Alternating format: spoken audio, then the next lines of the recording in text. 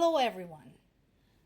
We already had a confirmation of Russia's saber rattling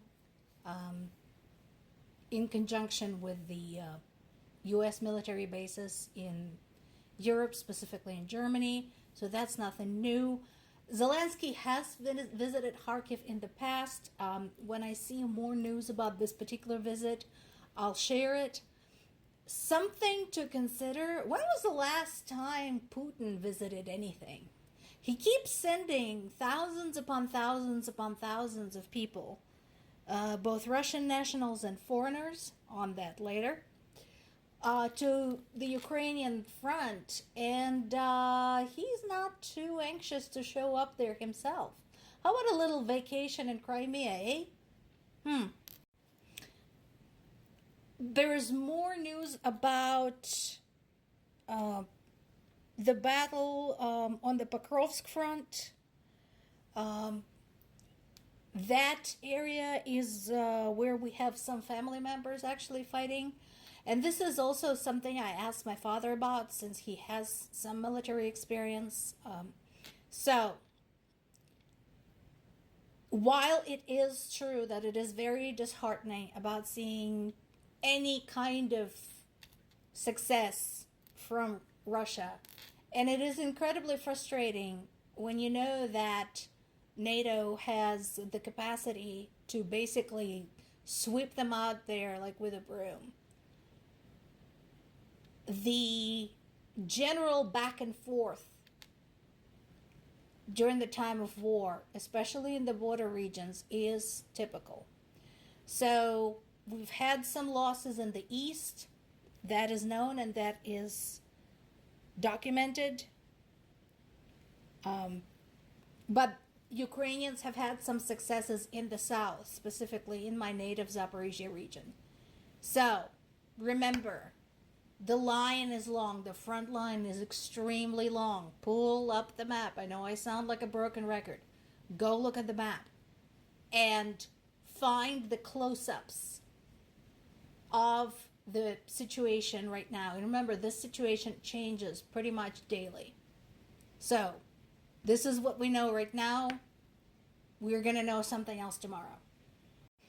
On Sunday, there was a ceremony commemorating the second anniversary of an explosion that killed more than 50 Ukrainian POWs who were at the time in Russian custody. And that is another hot point in the Russian-Ukrainian conflict.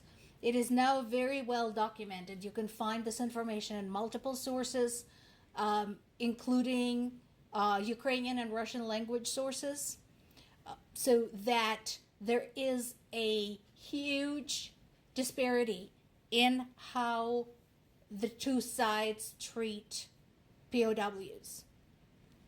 Russian POWs in Ukrainian custody are given 3 square meals a day. They're kept warm, bathed, clothed. They're taken care of. They're given cell phones to call home and let their loved ones know that they're alive. Ukrainian POWs are lucky to get back home alive.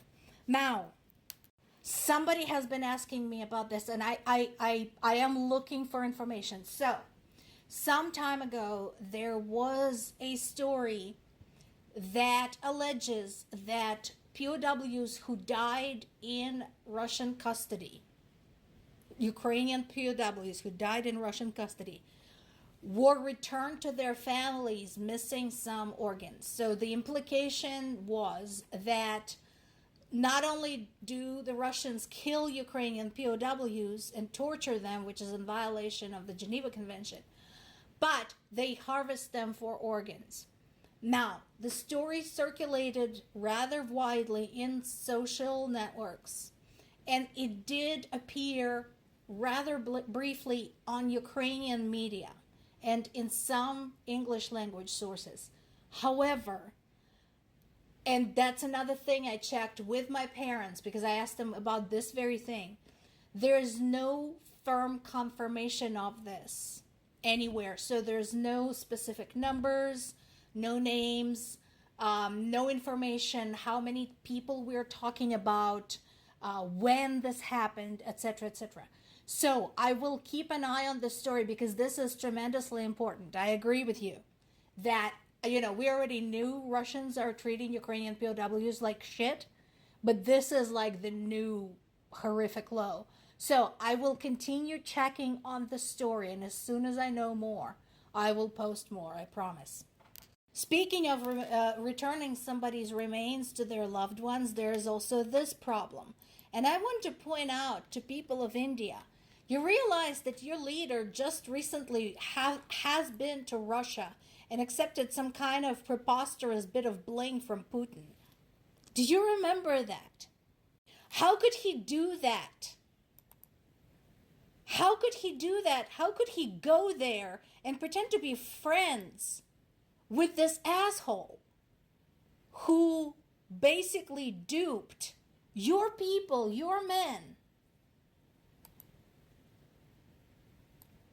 into going to a strange country, promising them jobs, promising them safety, and then sending them to the deadly Ukrainian front as cannon fodder? How can you tolerate this? There should be protests all around India about this. These are not Ukrainians. These are your own people. How are you okay with this? Because this poor guy, whose family is still waiting to get his body back, is not the only one. And the problem is, because we're dealing with Russia, we don't know how many there are. So this should be front and center among the international community, but it's not, unfortunately.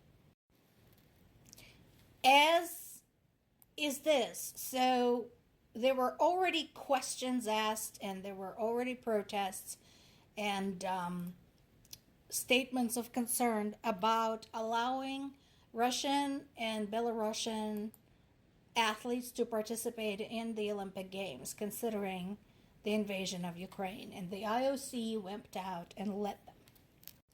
So we now see mounting evidence that more and more Russian athletes were found to have been supporting the war in Ukraine. That's not okay. It should not be okay. At the time when the decision was made, the International Olympic Committee wimped out and let them participate anyway, thus betraying its own principles. So now there are demands for investigation and banning these athletes who are supporting the invasion of Ukraine from the Olympic Games, period. And again, personally, just my opinion, that should have happened before the Olympic Games have even begun. But the Olympic Games are underway. This is what's going on. And as of right now, International Olympic Committee have offered no statements. So at this point, International Olympic Charter, much like the UN Charter, isn't worth the paper it's printed on.